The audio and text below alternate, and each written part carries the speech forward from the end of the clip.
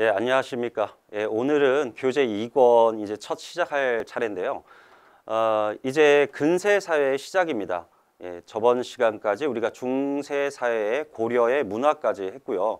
오늘은 이제 조선의 건국 그리고 조선이라는 이제 국가의 시작은 그 근세 사회의 시작을 의미하기 때문에 그런 근세 사회의 어떤 성격까지 일단 이번 시간에 한번 살펴보도록 하겠습니다. 자, 앞에 보시면 일단 고려 말의 정치 상황을 잠깐 보겠습니다. 고려 말에 새로운 세력으로 등장한 이제 신진사대부가 있는데요. 자, 이런 신진사대부의 성장 과정을 보시면 일단 무신 정권 시기에 첫 등장을 했습니다. 바로 최우 정권에서 서방이라는 걸 설치했었는데요. 이 서방을 설치하고 문신들을 다시 육성을 했었죠. 예, 그래서 문무 어떤 연합적인 성격을 최후 정권부터 갖추게 됐었는데 바로 이런 서방 출신들이 바로 무신 정권 이후에 등장한 어떤 신진사대부의 어떤 효시라고 볼 수 있겠습니다. 자, 그리고 고려 말 충선왕 때 이 신진사대부들이 중앙정계에 진출을 시도했는데요.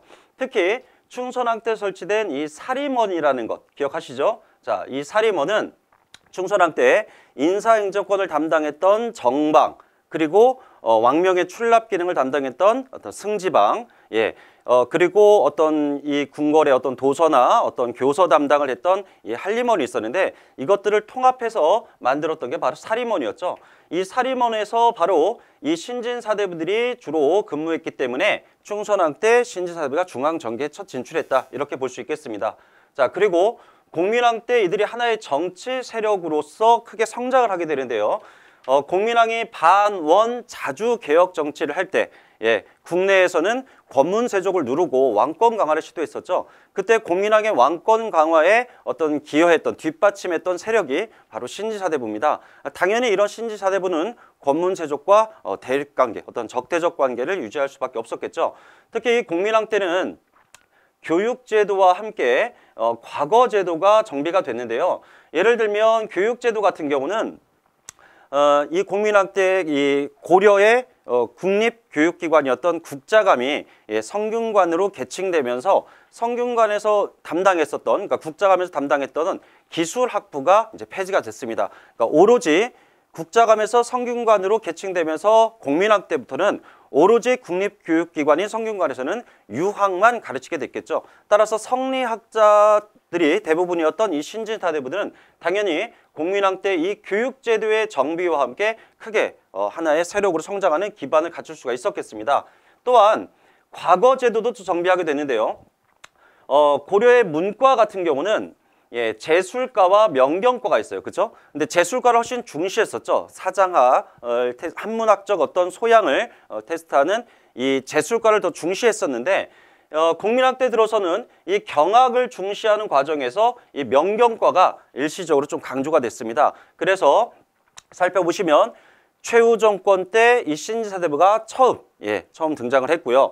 중앙정계에 진출하게 된 것은 충선왕 때 사림원을 통해서고 그리고 공민왕 때 공민왕의 개혁정치와 함께 이들이 하나의 큰 정치 세력으로 형성이 됐었다. 이렇게 볼 수 있겠습니다.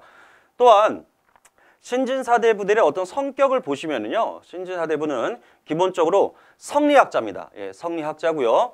그리고 주로 자신들의 어떤 실력을 통해서 과거에 응시했고 과거를 통해 어떤 관료가 된 사람들입니다. 또한 이들은 대부분 지방의 향리 출신이죠. 예, 향리의 자제들이 좀 많습니다. 그래서 지방의 중소지주적 성격도 갖고 있죠. 그래서 보통 우리가 사대부, 예, 중국 송나라도 마찬가지지만 사대부는 약간 삼위일체의 성격을 가지고 있습니다. 학자이면서 그리고 관료이면서 그리고 지주, 예, 이 세 가지의 삼박자를 모두 갖춘 사람들을 우리가 신진사대부라고 보통 볼 수가 있겠습니다. 자, 그러면 신진사대부는 기본적으로 어떠한 성향을 갖고 있느냐? 당연히 진취적이고 그리고 개혁적인 성향을 갖고 있을 거예요.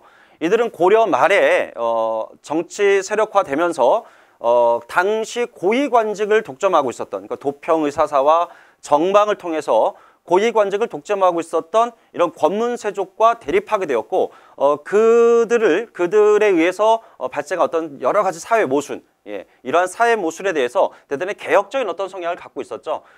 뿐만 아니라 이들은 어떤 불교의 폐단을 지적하면서 새로운 이념을 수용하게 되는데요. 그 바로 새로운 이념이 바로 성리학이겠죠. 이런 불교의 폐단과 관련해서는 이 신사대부가 크게 두 가지의 어떤 세력에 따라서 입장이 좀 다릅니다. 사대부 중에는 온건파 사대부가 있고요. 또 급진 사대부, 그러니까 우리가 보통 혁명파라고 얘기를 하죠. 자, 이렇게 두 개의 세력이 있는데요. 좀 성격이 다릅니다. 정몽주를 필두로 하는 이 온건파 사대부들은 이 불교가 가지고 있는 어떤 근본적인 어떤 모순이 아니라, 교리의 모순이 아니라 불교에 의해서 발생한 어떤 사회적인 문제점, 이런 폐단에 대한 시정을 요구하는 입장이고요. 반면에 조선 건국의 주도 세력인 이 급진파 사대부들 같은 경우는 이 불교가 가지고 있는 그 자체의 교리, 그 교리의 모순을 지적하는 그런 사람들입니다. 대표적인 것이 정도전이 저술한 불시 잡변이 가장 불교의 폐단을 비판하는 대표적인 저서라고 볼 수 있겠습니다. 그리고 이 신진사대부는 결국 조선을 건국한 세력이기 때문에 고려라고 하는 이 중세 사회를 조선 사회인 근세 사회로 전환시키는 어떤 중심 세력이라고 볼 수 있겠죠. 따라서 이 신진사대부는 간혹 신라 말기, 신라 하대의 호족들과 대비해서 문제가 출제되는 경우가 있습니다. 좀 유사한 점이 좀 많죠. 호족과 신사대부를 놓고 보면 둘 다 신라 하대와 고려 말에 개혁적인 어떤 세력이었고요. 또 지방 세력이었고, 또 이들은 각각 호족 같은 경우는 선종이라든가 풍수지리와 같은 새로운 사상을, 그리고 신진사대부는 성리학이라는 새로운 사상을 바탕으로 해서 그 다음 시대를 여는 어떤 개창자의 어떤 역할, 어떤 선구적인 역할을 했다고 볼 수 있겠습니다. 자, 이제 조선이 건국되는 과정을 이제 구체적으로 한번 살펴볼 텐데요. 자, 먼저 고려 말에 위화도 회군이라는 사건이 일어납니다. 원나라로부터 우리가 수복한, 공민왕 때 수복한 지역이 바로 쌍성 총관부였죠. 자, 그런데 이 쌍성 총관부를 고려가 이제 명나라가, 원나라를 몰아낸 이 명나라가 다시 고려에게 요청하게 됩니다. 천령 위를 설치하겠다 이렇게 요구하게 되죠. 그래서 명나라와 이 고려가 대단히 좀 사이가 좀 안 좋아지게 됩니다. 이때 신흥 무인 세력들이, 바로 신흥 무인 세력들 중에 하나였던 이성계는 이제 반대를 해요. 쌍성 총관부를 이 명나라가 요구했을 때 고려의 우왕과 이 최영 장군 같은 경우는 이 명나라를 치자, 명나라의 요동을 정벌하자, 아예, 자, 이렇게 주장하지만 이 신흥 무인 세력의 어떤 대표적인 인물을 할 수 있는 이성계는 당시 친명 세력인 신진 사대부들과 결합되어 있었기 때문에 이런 요동 정벌을 좀 반대하게 되죠. 자, 이렇게 신흥 무인 세력은 바로 고려 말의 홍건적과 왜구의 침략을 격퇴하는 과정에서 어떤 국민적인 신망을 얻게 된 새로운 무인 세력인데, 바로 이성계가 대표적이라고 할 수 있겠습니다. 자, 그리고 이이님이라는 대표적인 이제 권문세족이 나오는데요. 자, 이 이이님은 공민왕이 이제 피살되는데 관여했던 대표적인 어떤 인물입니다. 공민왕이 죽고 나서 우왕을 즉위시킨 후에 고려의 모든 전권을 행사했던, 권력을 농단했던 그러한 인물인데요. 결국 신사대부들은 이 이성계와 함께 결국 이이님 일파를 제거합니다. 그리고 이 과정에서 이제 이이님 일파를 제거하고 고려의 어떤 사회적 모순을 개혁하는 과정에서 이제 이성계와 최영이 각각 좀 대립하게 되죠. 그 과정에서 이제 위화도 회군이 일어났다 이렇게 볼 수 있겠습니다. 자, 다시 한번 말씀드리면 원나라로부터 공민왕 때 우리가 무력으로 탈환한, 되찾은 쌍성 총관부에 명나라가 천령 위를 설치하겠다 이렇게 통보를 하게 되자 최영은 요동 정벌을 주장했다는 거죠. 최영과 당시 왕이었던 우왕이 바로 요동 정벌을 주장했습니다. 이때 이성계는 4가지 이유를 들어서 요동을 정벌하기 어렵다라고, 요동 정벌에 대한 사불가론을 이제 제기하게 되는데요. 뭐 예를 든다면 이런 얘기죠. 조선이라는 작은 나라가 명나라라고 하는 어떤 큰 나라를 칠 수가 없다라고 하는 어떤 사대적인 입장에서, 사대 관계 입장에서 명나라를 칠 수 없다 이렇게 주장을 했고요. 자, 두 번째는 명나라인 북쪽을 정벌하다 보면 남쪽의 방비가 좀 허술해지겠죠. 그래서 이 왜구의 침략이 더 심해질 것이다. 그러니까 북벌은 남쪽의 침략을 우리가 받을 수 있다. 이게 두 번째 이유고요. 자, 세 번째 같은 경우는 여름철에 군대를 동원하는 건 농사를 한참 져야 되는 그런 농번기이기 때문에 대단히 좀 바람직하지 않다. 또 여름철에 군대를 동원하다 보면은 질병에 걸리기 쉽고요, 군인들이. 그리고 병장기, 그러니까 뭐 병장기 창이나 이런 것이 좀 녹슬거나 또는 활에 먹인 악효라든가 이런 게 좀 녹기가 쉽겠죠. 그래서 무기를 제대로 활용할 수 없을 것이다라는 이런 네 가지 이유를 들어서 자, 이성계가 사불간호를 내세워서 반대를 했다. 다만 여기서 이성계가 이러한 불간호를 내세워서 요동정부를 반대한 이유는 바로 당시 친명 세력인 신진사대부와 이성계가 바로 결탁이 되어 있었기 때문이다. 이렇게 볼 수 있겠죠. 자, 하지만 왕과 최영의 당시 최고의 장수였던 최고의 어떤 권력자였던 최영과 우왕이 요동정보를 강력하게 추진했기 때문에 어쩔 수 없이 반대파인 이성계는 조민수와 함께 자, 결국 군대를 끌고 결국 요동을 정벌하러 갔습니다. 하지만 장마철이 이제 다가왔고 비가 너무 많이 오게 되자 이 압록강 중간에 있는 섬, 바로 위화도라는 섬에서 이성계의 조선군은 결국 결단을 내려야 했습니다. 강을 건너서, 압록강을 건너서 요동을 치든가 아니면 돌아오든가. 근데 돌아온다는 거 결국 뭐를 의미하겠습니다. 왕명을 어기는 것이죠. 이건 반란입니다. 따라서 이성계는 결국 반란을 일으킨 것이죠. 자, 위화도에서 군대를 돌렸습니다. 그래서 위화도 회군이라고 하죠. 자, 이렇게 위화도 회군을 통해 결국 이성계는 최영을 제거했고요. 최영 장군을 제거했고 또 우왕을 폐위시킨 후에 창왕을 옹립하게 됩니다.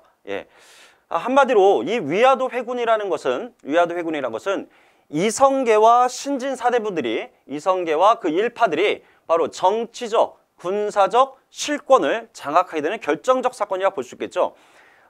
조금 이따 살펴보겠지만 결국 신흥 무인 세력인 이성계와 신진사대부들은 위화도 회군을 통해서 정치 군사적 권력을 잡았다면 이제 과전법이라는 사전개혁을 통해서 바로 경제적인 어떤 기반을 장악하게 됩니다.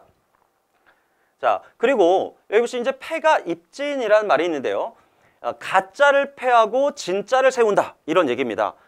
그러니까 위화도 회군 이후에 우왕을 패하고 창왕을 옹립했지만 이제 이성계는 나아가 자신이 강력한 어떤 권력을 잡기 위해서 이 창왕마저도 신돈의 자식이다 라고 주장하면서 우왕과 창왕은 신돈의 자식이니까 이 고려 왕실인 바로 공민왕의 적통을 계승하지 않았다고 보는 것이죠. 그래서 공양왕을 다시 옹립하게 됩니다. 자, 이 사건을 바로 패가 입진, 가짜를 패하고 진짜를 옹립한다, 진짜를 세운다. 자, 이러한 사건이죠. 하지만 이제 공양왕은 말 그대로 허수아비 왕입니다. 실권은 이제 이성계가 가지고 있는 것이고요. 자, 이렇게 실권을 장악한 이성계는 결국 전제 개혁을 단행하게 되는데요. 아마 토지 개혁입니다. 당시 권문세족들은 무신정변 이후에 권력자들은 대규모의 토지 변경을 통해서 아주 막대한 토지를 소유했었는데요. 그것을 우리는 농장이라고 불렀었죠. 농장. 자, 이 농장은 사전이고요. 또 면세지입니다. 면세제. 그러니까 세금을 내지 않죠. 그러니까 국가의 어떤 재정도 악화시킨 하나의 원인이었을 뿐만 아니라 또 권문세족들이 이 농민들을 핍박하고 억압해서 불법으로 토지를 획득하는 과정에서 자영농들이 자영농들의 어떤 몰락을 통해서 고려 말에 아주 심각한 사회적 모순을 낳았기 때문에 바로 전제개혁을 주장하게 됩니다. 하지만 이런 사전을 개혁하는 과정에서 곧 농장을 혁파하고 수조권을 다시 분급해야 된다는 이런 전제개혁과 관련해서 신진사대부는 크게 두 개의 세력으로 나눠진다고 볼 수 있겠습니다. 아까 불교와 관련해서 웅건파들이 약간 이 불교의 어떤 폐단만 시정하자. 급진파들은 불교 자체의 교리를 비판했던 것처럼 옹건파들 같은 경우는 전면적인 토지개혁에 좀 반대하는 입장입니다. 이 과전법에. 하지만 이 급진파들, 이 혁명파들은 당연히 이러한 전면적인 토지개혁을 통해서 고려를 혁신해야 된다. 나아가서 어떤 새로운 왕조를 개창하는 어떤 기반으로 삼고자 했던 것이죠. 자, 그 과정을 보시면은 과전법이 제정되는 과정을 보시면 먼저 고려 말 최고의 회기관이었던 도평의사사, 예, 이 도평의사사의 결의를 거쳐서 급전도감이라는 걸 설치합니다. 이 급전도감에서 바로 조준이라는 사람이 이제 주체가 되어서 바로 사전개혁을 이제 단행하게 되는데, 우리가 그것을 바로 과전법이라고 하죠. 과전법은 따라서 기존의 토지 문서였던 양안을 태워버리고요. 양안을 태워버리고 전국적인 토지 조사를 통해서 또 하나의 토지 대장을 다시, 그러니까 양안을 다시 만드는 것이죠. 그래서 이것을 기반으로 수조권을 다시 재조정하는 것이 바로 과전법이다, 이렇게 볼 수 있겠습니다. 그럼 과전법의 내용을 먼저 보시면은 결국 국가가 토지와 백성에 대한 어떤 지배권을 좀 강화하는 것이 목적이었겠죠. 따라서 국가의 재정을 일단 확충할 수 있었을 것이고요. 자, 가장 중요한 것은 바로 이 과전법을 통해서 고려 말의 신진 사대부들, 특히 혁명파 사대부들이 자신들의 경제적 기반을 확충하는 것을 목적으로 삼았다, 이렇게 볼 수 있겠습니다. 또한 대규모의 막대한 사전인 농장이 혁파됐기 때문에 결국 이 권문세족들에 의해서 핍박받고 있던 농민들에게는 좀 대단히 좋은 일이었겠죠. 그래서 농촌경제의 안정화에도 좀 기여할 수 있었다. 자, 이것이 과전법의 결과다, 이렇게 볼 수 있겠습니다. 자, 그럼 과전법의 특징을 잠깐 보시면은요. 자, 일단 과전법은 현직 관리와 퇴직 관료에게 모두 수조권을 분급합니다. 당연히 당시 혁명파들은 현직 관료들에게, 그러니까 자신들에게만 이 수조권을 분급하기 원했었겠지만, 지금은 사회가 넘어가는 다음 세대로, 그러니까 근세 사회로 넘어가는 어떤 과도기였기 때문에 이 구 세력에 대한 불만을 좀 무마할 필요가 있었습니다. 따라서 전직 관료에게까지 과전을 지급했다는 것은 바로 전제개혁에 따른 이런 구 세력들의 불만을 좀 무마할 필요가 있었다. 그래서 현직 관리뿐만 아니라 퇴직 관료에게도 과전을 지급하게 된 것입니다. 자, 다만 수조권은 일대 한에서만 행사할 수가 있습니다. 그러니까 세습이 안 된다는 얘기죠. 예, 경기 지역에 한해서 현직 관료와 퇴직 관료에게 과전을 지급했는데, 이 과전, 자기가 받은 과전에 이제 수조권을 행사할 수 있는 것은 자기 때에 한해서 가능했다. 그러니까 자식에게는 세습할 수 없었다. 하지만 휴량전과 수신전이라는 것이 존재했기 때문에 사실상 일대 한에선 세습이 가능했다, 이렇게 볼 수도 있습니다. 예를 들어 고려시대에 구분전이라는 토지가 있었죠. 자, 이 구분전이라는 토지는 관리의 어떤 유족에게, 그 부인과 그 자식들에게 지급했던 고려시대의 토지인데요. 이 구분전이 분화가 돼서 관료의, 그러니까 사망한 관료의 부인에게는 수신전이라는 토지를, 그리고 그 자식에게는 바로 휴량전이라는 토지를 지급했기 때문에 결국 관료가 죽어도 그 다음 때에 일대 한에서는 또 세습이 가능했다, 이렇게 볼 수 있겠습니다. 이 휴량전과 수신전은 조선 사회로 들어가서 세조 때 과전이 이제 직전법으로 바뀌죠. 이 직전법으로 바뀌면서 이 휴량전과 수신전은 폐지가 됩니다. 자, 또한 과전법을 통해서 아까 바로 농민생활, 농촌의 어떤 안정화라는 어떤 결과를 가져왔다, 이렇게 봤는데요. 일단 과전법을 통해서 농민들에게는 경작권이 보정됐습니다. 경작권이, 하나의 토지에는 소유권도 있고 수조권도 있고, 그리고 농민들의 경작권도 있는데, 국가의 공전을 관료들에게 어떤 직역에 대한 반대급부로서 과전을 지급했을 때 그 땅에서 농사 짓는 농민들을 함부로 수조권자가 바꿀 수 없었다는 거죠. 수조권자인 전주가 경작권자인 전객을 마음대로 바꿀 수가 없었다. 따라서 농민들의 경작권을 보장하고 또 세율을, 수조율을 10분의 1로 정확하게 정함으로써 농민의 어떤 생활을 안정을 가져왔다. 그리고 병작 반수를 법으로 금지했습니다. 우리가 병작 반수가 바로 지주전호제죠. 지주전호제. 고려 말에 농민 생활의 안정을 통해서 어떤 새로운 사회를 열고자 했던 신진 사대부들은 어떤 사적인 권력에 의해서 토지 독점을 방지하고자 지주전호제, 그러니까 병작 반수제를 법적으로 금지합니다. 물론 이 지주전호는 조선 사회로 들어가서 명종 때 직전법이 폐지가 돼요. 그러면서 수천 년간 이어져 내려왔던 우리나라의 어떤 수조권 분급제라는 게 명종 이후에 사라지죠. 그 이후에, 그러니까 16세기 이후에 조선은 지주전호제가 이제 대표적인 토지제도가 되는 거죠. 더 이상 수조권제는 없으니까.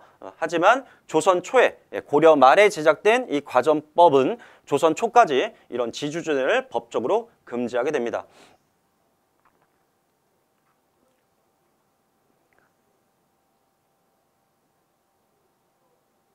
자, 그다음 이제 조선의 건국인데요. 일단 지금까지 우리가 살펴본 게 어떤 거였습니까? 자, 권문세조기에서 고려 말은 대단히 사회적 모순이 심각했다. 그래서 신흥무인 세력과 결탁한 신진 사대부 중의 일부 세력, 혁명파 세력들이 바로 고려의 모순, 가장 심각한 모순의 근본이었던 토지제도를 개혁했고, 그 이후에 결국 이제 조선을 건국하게 됩니다. 이 조선을 건국하는 과정에서 신진 사대부들이 대립을 하게 되는데요. 자, 웅건파와 혁명파. 자, 이들의 성격을 반드시 정리를 하셔야 됩니다. 일단 웅건파의 대표적인 인물은 정몽주라고 볼 수 있겠습니다. 정몽주. 그리고 당시 성균관의 대자였던 이색이라든가 길재. 그리고 혁명파. 자, 우리가 보통 앞에 역성이라는 말을 붙이기도 해요. 역성혁명파. 그러니까 성을 바꾼다는 거죠. 고려의 왕족은 왕씨입니다. 자, 이제 이성계를 혁명파는 이성계를 왕으로 추대하는 거죠. 그래서 왕씨에서 이씨로 성을 바꾼다. 그래서 역성혁명파라고도 보는데, 바로 고려를 멸하고 조선이라는 새로운 나라를 추구하고자 하는 인물, 바로 정도전, 조준 같은 사람들이 이제 대표적이라고 볼 수 있겠고요. 이들은 당연히 개혁의 방향에 있어서 왜 웅건파겠습니까? 점진적인 개혁. 고려라는 왕조를 유지하는 가운데 문제가 있다면 그 문제점들만 바꾸면 된다. 이렇게 보는 세력이라 볼 수 있고요. 혁명파 같은 경우는 고려는 이제 썩을 대로 썩었기 때문에 더 이상 희망이 없는 거죠. 한두 군데 손볼 데가 한두 군데 있는 게 아니기 때문에 나라 자체를 새로 세워야 된다. 자, 이렇게 보는 게 혁명파입니다. 그래서 역성혁명이라고 부르는 것이고요. 웅건파들의 학문적 경향을 보면은 이들은 수기를 강조합니다. 그러니까 둘 다 성리학자긴 한데 성리학에는 크게 수기를 중시하는 세력과 치인을 강조하는 세력이 있습니다.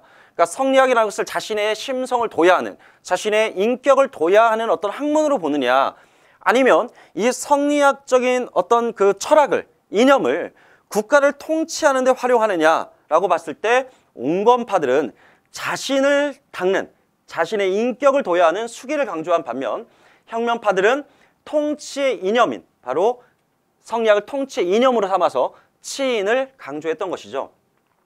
각각 웅건파는 춘추, 그리고 혁명파는 주례를 각각 강조합니다.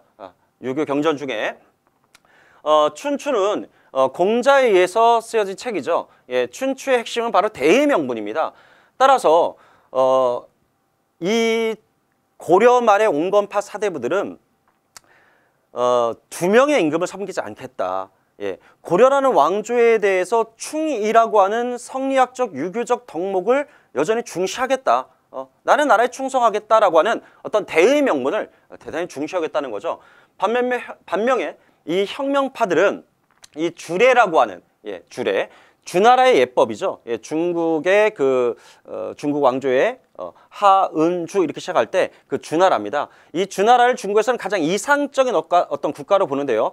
이 주나라의 어떤 관직 제도라든가 어떤 예법을 중시하는 세력인데, 이 주례에 따르면 왕도와 패도는 조화를 이루어야 된다. 그러니까 이들이 왕도 정치만 추구한다면, 그러니까 임금의 어떤 덕만 강조한다면, 이들은 왕이라고 한다면 적어도 덕과 함께, 그리고 백성들을 강력하게 이끌 수 있는 어떤 힘, 바로 패도라고 하는 것도 필요하다. 이렇게 보는 것이죠. 이제 가장 중요한 것은 바로 구체적인 안건들인데요. 아까 앞에서 살펴봤듯이 온건파들 같은 경우는 전면적인 토지개혁에 반대한다. 그리고 불교의 어떤 문제점만 고치길 원하는 것이죠. 반면에 혁명파들은 과전법을 통해서 전면적인 토지개혁을 주장하게 되고요. 불교의 자체의 어떤 모순을 비판하게 된다는 겁니다. 예. 자, 그리고 이들의 군사적 기반을 보게 되면은 일단 당시 최고의 군권을 장악하고 있는 이성계가 바로 이들 혁명파들과 손을 잡고 있죠. 예.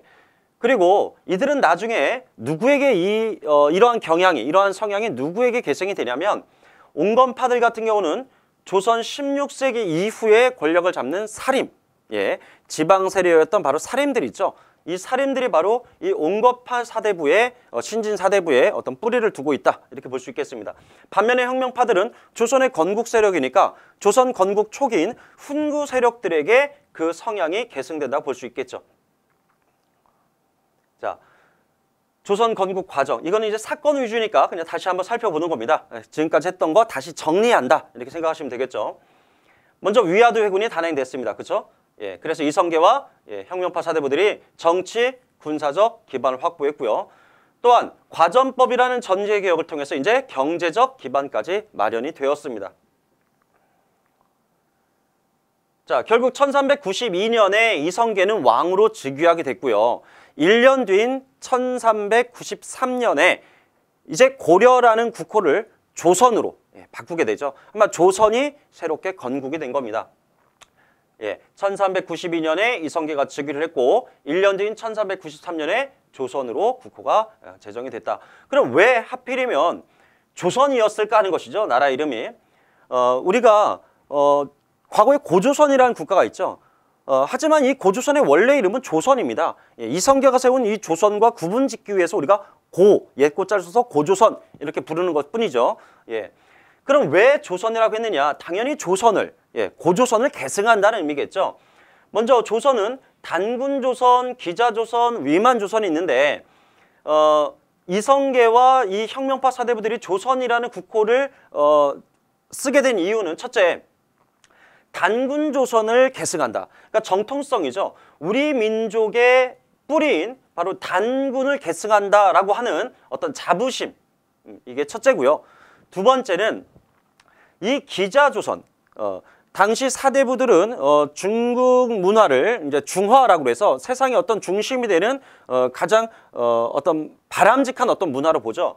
따라서 중국인이 세운 이런 기자조선, 이 기자조선에 의해서 어떤 팔조법이라든가 또는 당시 기자조선에 토지되었던 정전제라든가 자, 이러한 것들을 모델로 삼아 조선을 건국하겠다라는 의미가 있어요. 따라서 교화지군의 어떤 예에 따라서 그러니까 이것을 하나의 모범으로 본다는 거죠. 예, 기자조선을 모범으로 삼아서 조선이라는 나라를 건국했다라는 어떤 상징적인 의미라고 할 수 있겠습니다. 자, 그리고 이제 1년 뒤에 조선이 건국된 1393년 뒤에 1394년에 한양으로 천도하게 됩니다. 개경에서 한양으로. 항상 천도를 하는 것은 첫째 어떤 의미가 있습니까? 기존의 도읍을 바탕으로 어떤 기득권을 누려왔던 세력을 천도를 함으로써 새로운 세력에게 가장 쉽고 빠르게 권력을 넘겨줄 수 있는 그러한 하나의 전략, 하나의 방략이 바로 천도라고 볼 수 있겠는데요. 그래서 조선은 건국한 이후에 개경 세력, 바로 기득권 세력인 권문 세력들을 약화시키기 위해서 수도를 천도한 것이죠. 또한 지리적으로 이 한양이라는 지금의 서울 땅은 대단히 이점이 있습니다. 고대 국가였던 고구려 백제 신라가 한강 유역을 놓고 아주 항쟁을 벌였던 이유도 바로 한강이라는 지역이 큰 물줄기를 갖고 있기 때문에 교통도 편리하고요. 우리나라의 중심부에 해당되는 지역이고요. 그리고 농경지가 좀 넓기 때문에 인구 밀도가 높죠. 그래서 노동력 확보도 쉽고요. 자, 이러한 매우 장점이 많습니다. 그래서 첫째, 국토의 중앙부에 위치하고 있으니까 행정과 통치에 유리하다. 예. 두 번째, 하천교통, 바로 수로교통의 요지가 될 수가 있죠. 예. 그리고 이 지역은 고구려 백제 신라의 어떤 중심부에 해당됐기 때문에 각 지역, 그러니까 저 함경도 지역이라든가 또는 저쪽 전라도 지역, 충청도 지역, 그리고 이쪽에 경상도 지역에 갖고 있는 각 지역 색깔이 있는데 이 한양이라고 하는 지역의 토착 세력들은 그런 지역 색깔이 좀 적습니다. 지방 색깔이 좀 적죠. 따라서 고려 중기부터 풍수지리 사상에 의해서 남경 길지설, 여기서의 남경은 바로 한양입니다. 원래 남경은 경기도 양주를 의미하기도 했었는데 나중에 남경하면 이제 지금의 서울을 의미하게 돼요. 고려 중기부터 제기되었던 이런 남경 길지설을 바탕으로 해서 바로 한양으로 천도가 됐습니다. 자, 한양의 이제 주요 시설을 보겠습니다. 자, 당연히 남경 질서의 바탕을 두고 있으니까 풍수지리 사상에 이제 입각해 있다 이렇게 볼 수가 있겠고요. 두 번째는 바로 급진 사대부, 혁명파 사대부들이 강조했던 바로 주례를 반영했다고 볼 수 있어요. 자, 여기 보시면 좌묘우사라는 말이 있죠. 자, 이 좌묘우사라는 건 자, 궁궐이 있으면 자, 왼쪽에는 좌측에는 뭐가 있고요? 종묘가 있습니다. 종묘가 있고 그다음에 우측에는 사직이 있죠. 자, 우리가 사극을 보면 신하들이 왕한테 간언을 할 때 뭐 종묘 사직이 위태롭습니다. 막 이런 말을 쓴단 말이죠. 그죠? 정통적으로 이 동양 왕조 체제에서는 종묘라고 하는 것은 역대 왕들의 위패를 모셔두는 어떤 국가의 상징, 국가의 상징이고요. 사직이라고 하는 것은 바로 농사의 신에게 제사를 지내는 곳입니다. 따라서 농경사회에서 매우 중요하겠죠. 따라서 궁궐을 짓고 나서 왕이 상징적으로 남쪽을 바라보고 앉는다. 근정전에서 왕좌가 남쪽을 바라보고 앉는다라고 했을 때 왕의 왼쪽에는 종묘를 두고 왕이 거주하는 궁궐의 오른쪽에는 사직을 뒀다 해서 좌묘우사입니다. 그리고 두 번째 전조후시라는 것이 있는데요. 전조라고 하는 것은 우리 이제 경복궁이 있으면 경복궁의 정문이 바로 광화문이죠. 그래서 이 광화문 앞쪽에 바로 주요 관청들이 이제 자리하고 있습니다. 대표적인 게 바로 육조죠, 육조. 2호 예병 형공의 육조가 이 궁궐 앞쪽에 이렇게 자리하고 있고요. 그 뒤쪽에 이제 관청가가 있고 관청가 뒤쪽에 바로 생활의 어떤 기반이라고 할 수 있는 시장, 시전이죠. 바로 시전을 위치했다는 거죠. 그래서 앞쪽에는 관청, 육조가, 그리고 육조거리 뒤쪽에는 바로 시전이 배치됐다. 이걸 우리가 전조후시 이렇게 얘기를 합니다. 자, 또한 사대문은 오행사상과 유교의 오덕을 반영해서 이제 설치됐다라고 하는데요. 예를 들면 동서남북이 있을 때 유교의 오덕이 인, 의, 예, 지, 신이죠. 그래서 궁궐의 동쪽 문을 이제 유교동문이 인해서 흥인지문, 흥인지문, 동대문이죠. 자, 그리고 서대문을 돈의문, 돈의문, 그리고 남대문을 숭례문, 북쪽에 있는 문, 북문을 우리가 홍지문, 숙정문이라고도 하죠. 홍지문 또는 숙정문. 그리고 궁궐 앞쪽에 지금 종로에 가면 볼 수 있는 바로 보신각, 보신각. 그래서 인, 의, 예, 지, 신의 어떤 유교적 오덕을 반영해서 사대문과 보신각을 설치했다. 이렇게 볼 수 있겠습니다. 자, 이제 조선이라는 나라의 어떤 기본 정책을 잠깐 보겠습니다. 자, 새로운 나라를 세웠으니, 새로운 세력이 새로운 나라를 세웠으니까 당연히 고려하고는 다른 뭔가 새로운 어떤 정책, 기본 정책이 마련이 됐겠죠. 그 중에 첫째가 일단 숭유 억불 정책이라고 할 수 있겠습니다. 말 그대로 유교를 숭상하고 불교를 억제하는 이런 정책을 사용한 것이죠. 성리학적 이념을 바탕으로 세워진 조선은 불교를 억압하는 정책을 사용했습니다. 왜냐? 고려 말의 사회 모순에 어떤 일조했던 이 사회 모순 하나의 원인을 바로 불교의 폐단에서 찾았기 때문이죠. 자, 두 번째, 농본 억상 정책입니다. 농본 억상 정책. 농업을 중시하고 상업을 억제하는 정책이죠.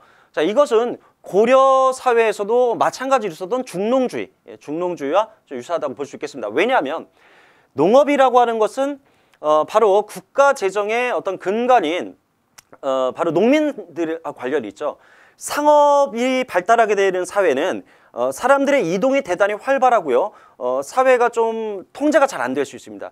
하지만 농업은 국가 재정의 근원인 바로 농민들과 직결되어 있고 바로 농민의 삶이 안정되어야 국가 자체도 어떤 기반이 확고해질 수가 있기 때문에 바로 이런 농본 억상 정책을 사용했다고 볼 수가 있습니다. 자, 그 다음 이제 4대 교린 정책, 외교죠, 외교. 예. 조선의 기본적인 외교는 사대와 교린 이렇게 두 개로 나눌 수 있는데 사대는 큰 나라를 섬긴다. 예, 섬길 사자를 쓰죠. 그럼 조선보다 주변의 큰 나라가 중국입니다. 따라서 당시 중국 왕조의 명나라. 자, 명나라에 대해서는 사대를 한다는 것이죠. 따라서 중국의 연호를 쓰고 또 왕이 이제 사망을 해서 왕이 이제 교체가 될 때 중국의 이제 허가를 받습니다. 바로 책봉을 받는 것이죠. 그리고 중국과의 어떤 조공관계, 이러한 조공관계를 통해서 구체적인 이제 4대 외교가 이루어집니다. 정기적으로 중국에 1년에 한 4차례 정도 사신을 보내요. 정기적인 사신을. 예. 그때 사신과 함께 이제 많은 어떤 조공품을 가지고 가죠. 그럼 명나라 황제가 이것을 받고 다시 조선에게 회사품이라는 걸 돌려줍니다. 또 이때는 사신과 함께 사행, 그러니까 상인 무리들이 이제 따라가서 사신들이 머무는 기간 동안에 명나라, 중국 상인들과 또 무역을 합니다. 그래서 이러한 4대 외교는 구체적으로는 조공무역이라는 형태로 좀 나타난다. 이렇게 볼 수 있겠습니다. 하지만 중요한 건 우리가 중국에 4대를 했다고 해서 조선의 독립성이 크게 훼손됐다고 볼 수는 없습니다.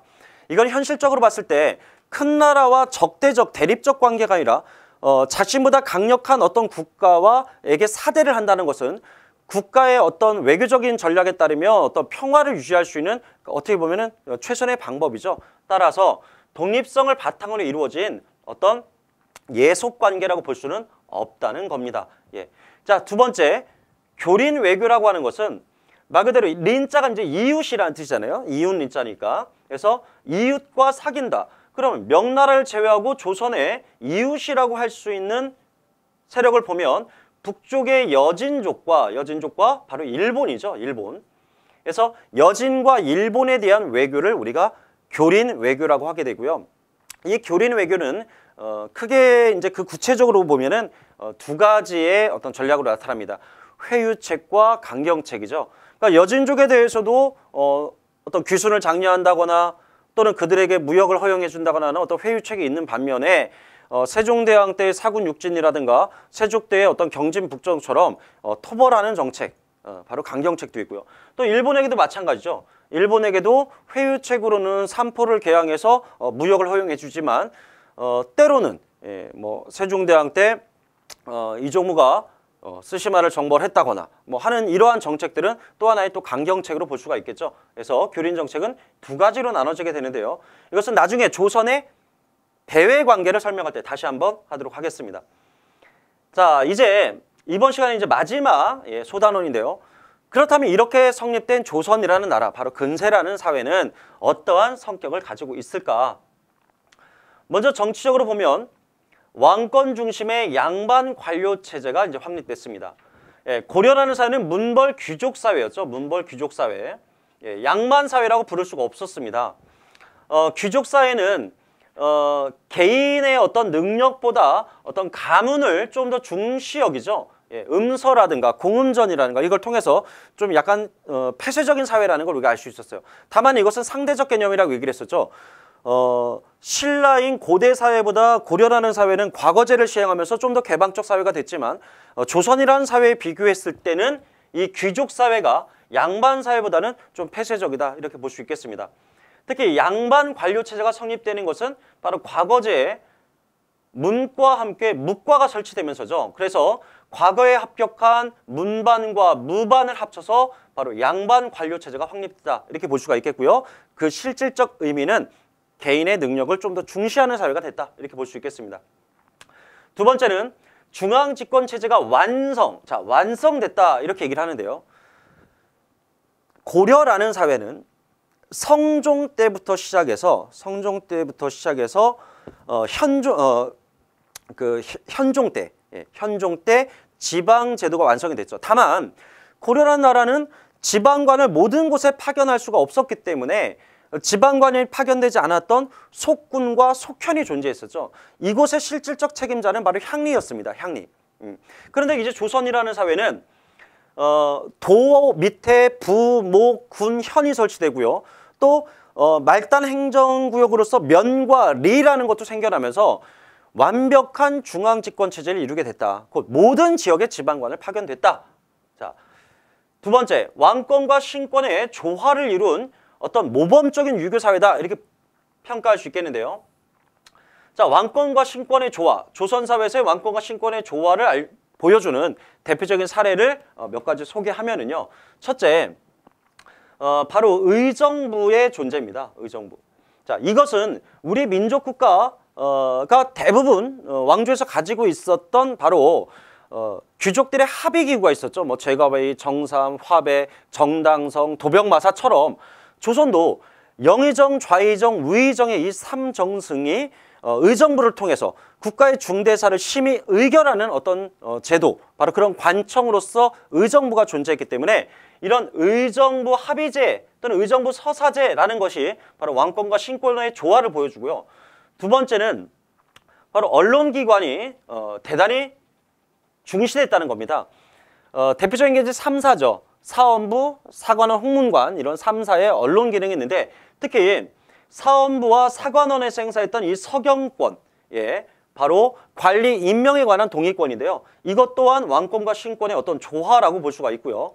또 상소제도, 꼭 관리뿐만 아니라 지방의 어떤 양반들이 지방의 지배층들이 꼭 관직을 갖고 있는 관료가 아니라 하더라도 왕에게 자신의 의견을 적극적으로 개진할 수 있는 그러한 제도로 이제 상소제도가 있었고요. 그 밖에 구원제도라든가 또는 윤대라든가 뭐 이런 다양한 제도들이 신권과 왕권의 조화를 이루고자 했던 어떤 조선의 대표적 제도들이다 이렇게 말할 수 있겠습니다. 자, 이제 사회 경제적 측면에서 보면은요, 조선은 양인의 수가 급격히 증가했습니다. 바로 고려 시대에 존재했던 향, 부곡, 소가 소멸해버렸죠. 물론 향, 부곡, 소가 법제상으로는 양인이었지만 이들은 사회적으로 천한 취급을 받았었죠. 근데 이제 완벽하게 향, 부곡, 소가 폐지됐기 때문에 일반 군연이 증가하게 된 것이고요. 바로 국가 입장에서는 양인의 수가 증가함으로써 국방과 재정의 확보에 좀 더 용이해졌다 이렇게 볼 수 있겠습니다. 자, 다시 말씀드리면 자영농의 수가 이제 증가한 것이죠.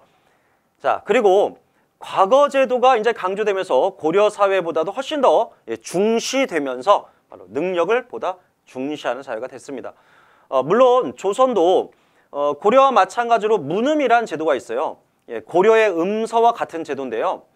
다만 이 문음은 이품 이상들에게 이제 주어진 혜택입니다. 따라서 고려의 귀족들에게 주어졌던 음서는 5품 이상이니까 혜택의 폭이 줄어든 거죠. 그 대상자가 줄어든 겁니다. 뿐만 아니라 조선의 양반들은 이런 문음을 통해서 관리가 되는 걸 대단히 꺼려했기 때문에 가문보다는 어떤 실력과 개인의 능력을 대단히 중시하는 사회였다라는 것을 보여준다고 할 수 있겠습니다. 또한 교육 기회가 이제 확대되면서 이제 대단히 문화가 발달하게 되죠. 서당을 보시게 되면 원래 서당은 초반에는 양반 자제들이 주로 입학을 했고요. 조선 중기 이후부터는 서민 자제들도 서당에 입학하는 경우가 대단히 많습니다. 일반화된 거죠. 그래서 서민들의 교육 수준, 교육 어떤 기관의 역할을 서당이 하면서 서민들의 이제 의식 수준이 향상이 됐고, 그래서 조선 후기에는 서민 문화가 발달하는 또 하나의 어떤 배경이 되기도 합니다. 자, 그래서 조선이라는 나라는 특히 15세기에 조선 초죠. 15세기에는 우리 민족 문화가 가장 발달했던 어떤 황금기다 이렇게 말씀드릴 수 있습니다. 특히 이제 세종대왕, 우리에게 너무나 잘 알려져 있고 우리가 존경하는 그 세종대왕 시기가 바로 조선의 또는 우리 민족 전체의 최고의 문화적 황금기다 이렇게 보통 평가할 수가 있겠습니다. 자, 이렇게 해서 우리는 조선의 건국 과정과 그리고 조선이라는 나라가 가지고 있는 그 근세 사회가 가지고 있는 어떤 기본적인 정책 그리고 성격에 대해서 한번 살펴봤습니다. 이제 다음 시간에는 태조 이성계부터 시작해서요. 태조 이성계부터 성종까지 조선의 다양한 제도들이 정치 체제가 어떻게 확립되어 갔는지 바로 왕들의 업적을 중심으로 조선 사회의 정치 제도와 어떤 다양한 제도들의 정비 과정을 한번 살펴보도록 하겠습니다. 수고하셨습니다.